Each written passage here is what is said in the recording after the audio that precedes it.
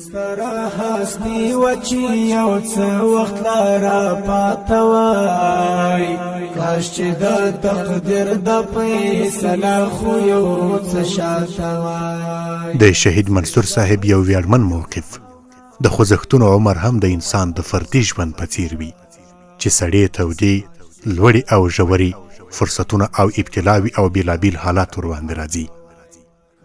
د افغانستان په اسلامي امارت له راغلیو ابتلاو سختترینه ابتلا د سپتمبر د 11 له پیښو وروسته هغه نړیوال اشر و چې له شرقه تر غربه د ناټو له سرلارو بیا د وارسا تر پاتې شونو د اسلام ټول دښمنان په اسلامي امارت راوبلوسېدل.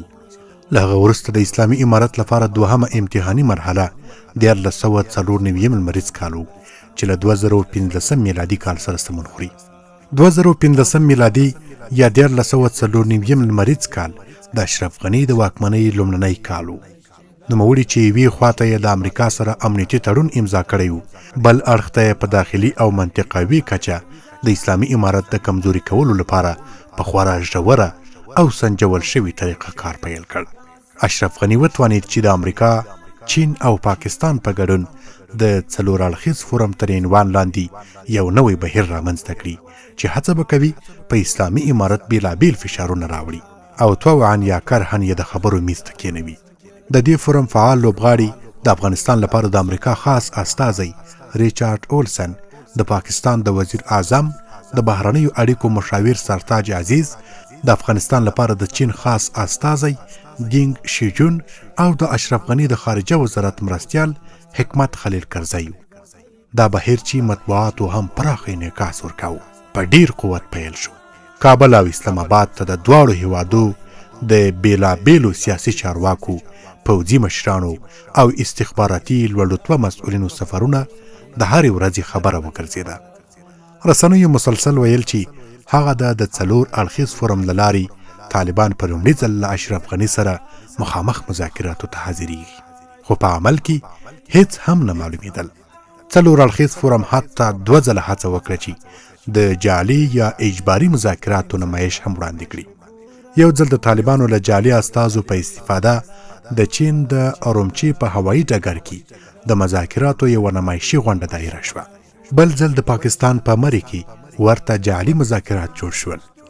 رسنیو خبر ورکړ چې په لومړي ځل طالبان د اشرف غني له استازو سره مخامخ خبرو ته کېنستي، خو په قطر کې د اسلامي امارت دفتر په دې مذاکراتو کې د مسؤلو افرادو شمولیت رد کړ. دغه فضا سازۍ د نابلدو خلکو ذهن ته دا خبر اچولې وه چې طالبان واقعا د 4 اړخیز فورم د فشار په لړ کې مذاکراتو ته حاضر شوي دي. رسنیو په همدې اساس له طالبانو سره د مذاکراتو دوهم پړاو خبرې کولې، خو هغه څوک چې طالبان یې سم پیژندل او په اړه یې واقعي معلومات درلودل، هغوی دا ټولې خبرې بې بنیاده بللې. په هر حال په همدې سلسله کې که یوې خواته د 4 اړخیز فورم ګرمې غونډې او تبلیغاتي کمپاین روان و، بل اړخ ته په طالبانو بیلابیل فشارونه هم تر ټولو وروستي حد ته زیات شوي وو. د اسلامي امارت نوی مشر امیر المؤمنین ملا اختر محمد منصور په څو جهتونو کې له نابلده جنجالونو سره په مبارزه بوخت و. یو اړخ ته داعش سر راپورته کړی و، په طالبانو یې د کفر او شرک ټاپه لګولې وه. د بغداد یې د اطاعت او بیعت غوښتنې او ګواښونه راډېږل او محلي پیروان یې چې د اسلامي امارت له نرمۍ او زغم نه په استفاده یې یو څو سیمې نیولې وي، دومره له غرور څخه ډک و چې لوی امارت ته د اسلم تسلم پیغامونه رالیږل. بل اړخ ته د ملا محمد رسول، عبدالمنان نیازي او نورو اختلاف کوونکو بلوا هم په هوج کې وه. د امارت دښمنانو ورته تبلیغاتي کمپاین چلاوه او له نامعلومو استخباراتي چینلونو یې تغذیه روانه وه. په عین حال کې اسلامي امارت په اقتصادي برخه کې هم له ګڼو ستونزو سره مخامخ شوی و، ځکه یو شمیر مضرو او مخالفو خلکو تبلیغات کول چې عام مسلمانان د اسلامي امارت ته بس پنې نه ورکوي، ځکه امارت یې د دوی په خبره په خپل منځي جنګونو لګوي. له امارت سره د قطر دفتر د مشر سید طیب پاپریکون سره دا ستونزه نور هم پراخه شوې وه. په دې ټولو ستونزو سربیره د 4 اړخیز فورم لخوا د اجباري مذاکراتو غوښتنه د اسلامي امارت لپاره یو لوی سرخوږی و چې اسلامي امارت یې یو ځل بیا د خپل حریت او استقلال ثابتولو له ازمون سره مخامخ کړی و. د 1494 لمریز کال په وروستیو کې چې څلور اړخیز فورم 3 غونډې کړې وي او څلورمه یې په کابل کې دایریدونکې وه. د دې غونډې اجنډا دا ټاکل شوې وه چې د سولې لار نقشه نهایي او له طالبانو سره د مذاکراتو وخت او ځای پکې معلوم شي. معنا دا چې نورې ټولې خبرې نهایي شوي بلل کېدې. دا وخت له کمو خلکو پرته هر چا دا منلې و چې بالاخره که د طالبانو زړه وي او یا نه په دې مذاکراتو کې به حتما ګډون کوي. د کابل د ټلویزیونونو صاحب نظرانو هم همدا خبره تکراروله، اما هغه څوک چې طالبانو سره یې سم پیژندل هغوی بل څه ویل. د بیلګې په توګه انجینر نظر محمد مطمئن یوه ورځ د کابل په یوه ټلویزیون کې د طالبانو له مخالفو صاحب نظرانو سره شرط وتاړه چې که طالبانو واقعا په دې پروسه کې ګډون وکړ او ستاسو په خبره مذاکراتو ته راغلل نو له شک پرته د پاکستان غلامان دي، مګر که طالبانو ګډون ونه کړ او دا پروسه هم د پخوانیو تزویري پروسو په شان ناکامه شوه نو باید ټول سره ومنئ چې طالبان واقعا خپلواک او په خپلو تصامیمو کې 100% استقلال لري. په همدې حال کې بالاخره د 1494 لمریز کال د کب په میاشت کې د څلور اړخیز فورم څلورمه غونډه د کابل په ار کې پیل شوه چې افتتاحیه وینا یې د ګډ حکومت د بهرنیو چارو وزیر صلاح الدین رباني وکړه. د غونډې اجنډا د دوی په خبره د سولې لار نقشه نهایه کول بلل شوی.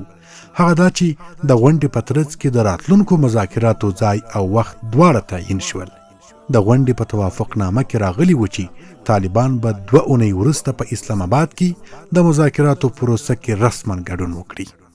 دا ځل سترګې د طالبانو اړخ ته متوجه وي او هغوی چې د طالبانو په هویت یې شک درلود پرله پسې د امارت د اسلامي امارت رسمي پاڼه څارله چې څرنګه غبرګون بښي. د کف د میاشتې په 15مه نیټه د اسلامي امارت د زعیم ملا اختر محمد منصور تقبله الله په مخامخ امر د اسلامي امارت لخوا لاندې اعلامیه صادره شوه. دا چې د مذاکراتو او څلور اړخیزو غونډو جریان او تبلیغات په قوت کې روان دي او له دې سره سره دا اوازې هم خپریږي چې پر روانو غونډو کې به د اسلامي امارت استازي د اعلی قدر امیر المؤمنین ملا اختر محمد منصور په اجازه ګډون کوي. موږ دا ډول افواهات ردوو او په صراحت سره وایو چې د اسلامي امارت محترم زعیم په دې غونډو کې د ګډون لپاره هیڅ چاته هم وظیفه نه ده سپارلې او نه هم د اسلامي امارت رهبري شورا په دې غونډو کې د ګډون فیصله کړې ده. اسلامي امارت لکه څرنګه چې د پکواش په کانفرنس کې وضاحت وکړ اوس یو ځل بیا هم دغه دریځ تکراروي تر څو چې د افغانستان اشغال پای ته نه وي رسېدلی، ټول لیستونه نه وي ختم شوي او مظلوم بندیان نه وي آزاد شوي، بې مفهومه او تیریستونکي مذاکرات به هیڅ نتیجه ورنه کړي. موږ په رسنیو هم غږ کوو چې له بې اساسه او له واقعیت څخه لرې راپورونو خپرولو څخه دې ډډه وکړي او هر هغه خبر چې د اسلامي امارت د رسمي ویندویانو او سیاسي دفتر له لوري نه وي تایید شوی هغه د اسلامي امارت ته نه منسوبوي. د دې اعلامیې او ډانګ پیلې دریځ په اعلان سره نه یوازې اسلامي امارت په سخترین حالت کې یو ځل بیا خپل حریت او د تصمیم ګیرۍ استقلال ثابت کړ بلکې د څلور اړخیز فورم پړسول شوې پروسه هم داسې پنجره کړه چې بیا تر اوسه چا نوم وانخیست. د شهید امیر المؤمنین ملا اختر محمد منصور دغه ویاړمن او صریح موقف نه یوازې په امارت دننه پراخ استقبال شو بلکې په نړیواله کچه هم د اسلام او استقلال مینوالو پرې خوښي وښوده. د بیلګې په توګه په جرمني کې میشت لیکوال محمد امین بسمیل چې چپی سابقه هم لري خو د طالبانو مستقلانه موقف دومره متاثره کړ چې په دې اړه یې یوه اوږده لیکنه وکړه او عنوان یې ورکړ طالبه لا دې په همت برکت شه. وتلي څېړونکي ډاکټر روستار ترکي د اروپا میشتو افغانانو په استازیتوب طالبانو ته د دې ویاړمن موقف له امله د مبارکۍ پیغام ولیږه او دا یې یو تاریخي موقف وګاڼه. د کابل یو شمیر صاحب نظرانو لکه شهید مجده صاحب او نظر محمد مطمئن صاحب د طالبانو دغه لنډکۍ اعلامیه په خپلو مخالفینو یو دروند سیاسي ګزار وګاڼه. د اورېدو له قراره د اسلامي امارت مرستیال خلیفه سراج الدین حقانی صاحب د دې اعلامیې له نشر وروسته ویلي و چې د منصور صاحب دا مستقلانه دریځ او اعلان د لوی ملا صاحب له هغه موقف سره برابر دی چې د نړیوالو فشارونو په اوج کې د شیخ اسامه بن لادن له سپارلو اعراض وکړ او خپل د پریکړو استقلال یې وساته. د سیاسي رهبرانو د شناخت او ارزولو تر ټولو مهم معیار د هغوی موقف ګڼل کیږي. شهید منصور صاحب که څه هم لږه موده یې د اسلامي امارت مشري وکړه، اما په خپلو قاطعانه اقداماتو او جرأتمندانه پریکړو سره یې اسلامي امارت ته له شړېدلو نجات ورکړ. تاریخ به د نوموړي دغه موقف حتما په زرینو تورو ولیکي.